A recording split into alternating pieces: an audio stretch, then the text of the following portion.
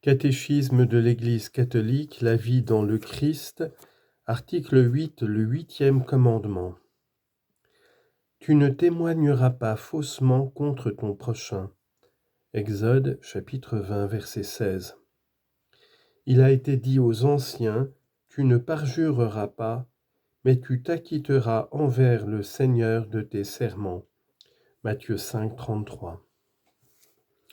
Le 8e commandement interdit de travestir la vérité dans les relations avec autrui. Cette prescription morale découle de la vocation du peuple saint à être témoin de son Dieu qui est et qui veut la vérité. Les offenses à la vérité expriment par des paroles ou des actes un refus de s'engager dans la rectitude morale.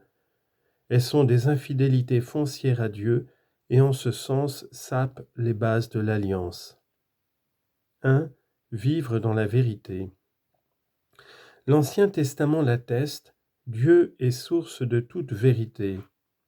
Sa parole est vérité, sa loi est vérité, sa fidélité demeure d'âge en âge. Psaume 119, verset 90. Puisque Dieu est le véridique. Romains 3, verset 4. Les membres de son peuple sont appelés à vivre dans la vérité. En Jésus-Christ, la vérité de Dieu s'est manifestée tout entière. Plein de grâce et de vérité. Jean 1, 14. Il est la lumière du monde. Jean 8, 12. Il est la vérité. Jean 14, 6. Qui croit en lui ne demeure pas dans les ténèbres.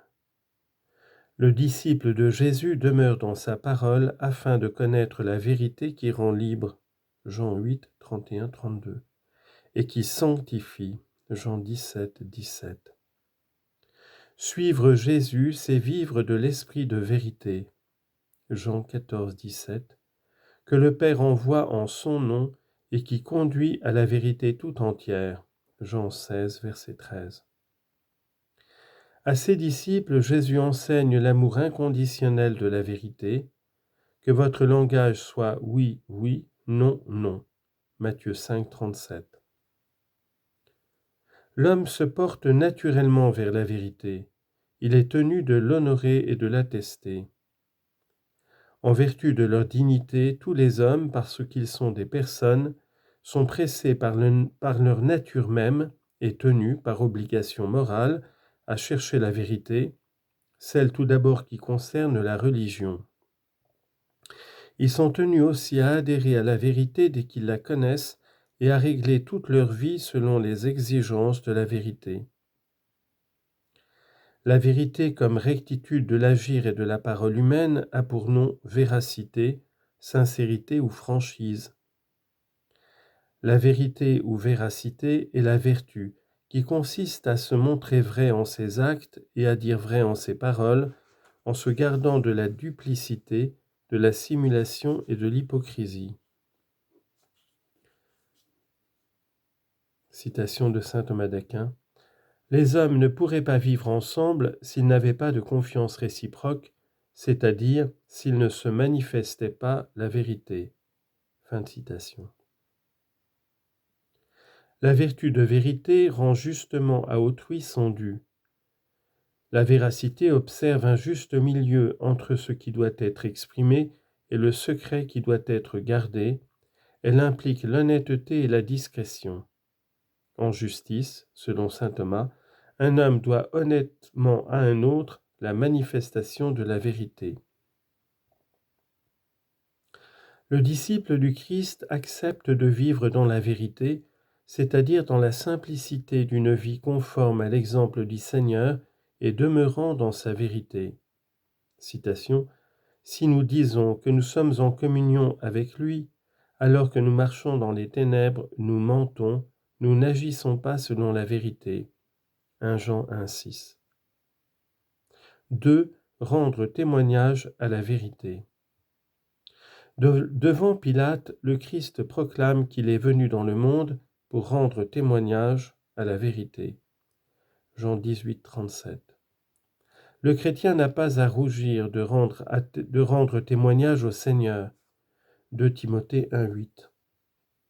Dans les situations qui demandent l'attestation de la foi, le chrétien doit la professer sans équivoque, à l'exemple de saint Paul en face de ses juges. Il lui faut garder une conscience irréprochable devant Dieu et devant les hommes.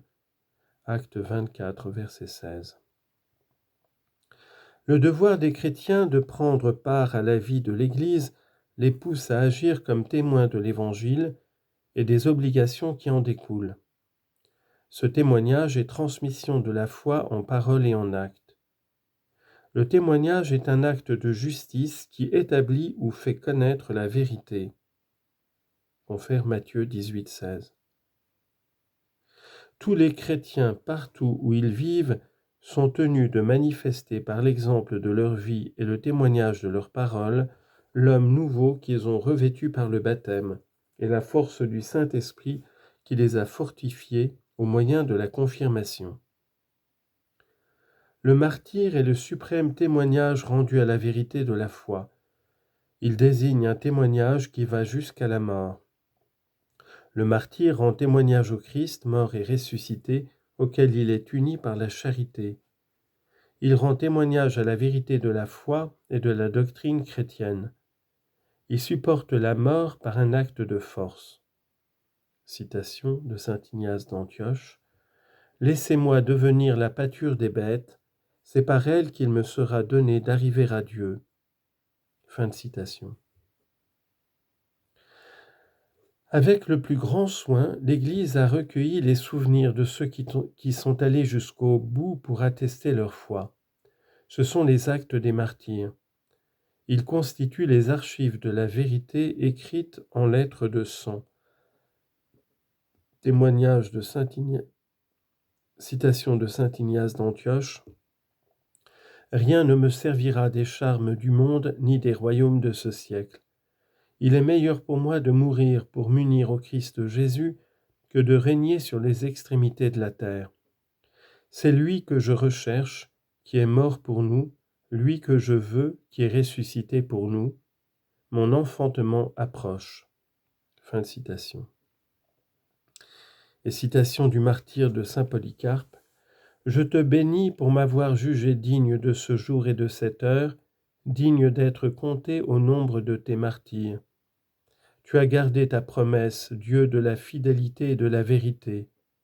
Pour cette grâce et pour toutes choses, je te loue, je te bénis, je te glorifie, par l'Éternel et céleste grand prêtre Jésus-Christ, ton enfant bien-aimé.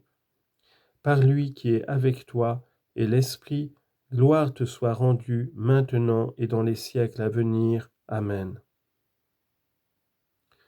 3. Les offenses à la vérité. Les disciples du Christ ont revêtu l'homme nouveau créé selon Dieu dans la justice et la sainteté qui viennent de la vérité. Éphésiens 4, 24.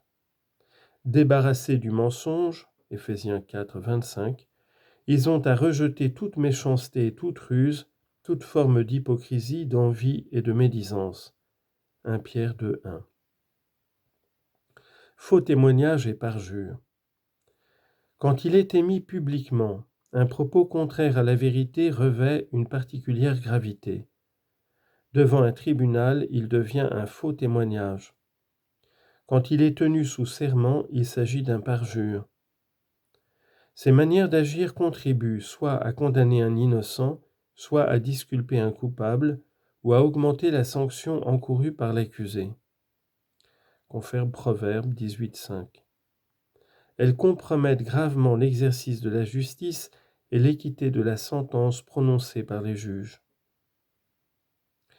Le respect de la réputation des personnes interdit toute attitude et toute parole susceptible de leur causer un injuste dommage. Se rend coupable de jugement téméraire celui qui, même tacitement, admet comme vrai sans fondement suffisant un défaut moral chez le prochain.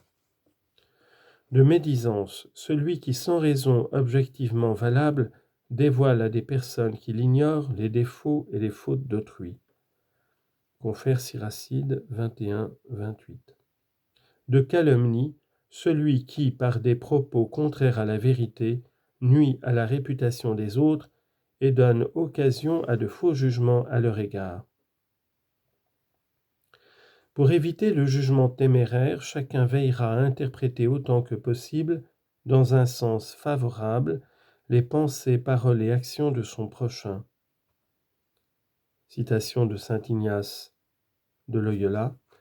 Tout bon chrétien doit être plus prompt à sauver la proposition du prochain qu'à la condamner. Si l'on ne peut la sauver, qu'on lui demande comment il la comprend, et s'il la comprend mal, qu'on le corrige avec amour, et si cela ne suffit pas, qu'on cherche tous les moyens adaptés pour qu'en la comprenant bien, il se sauve. Fin de citation.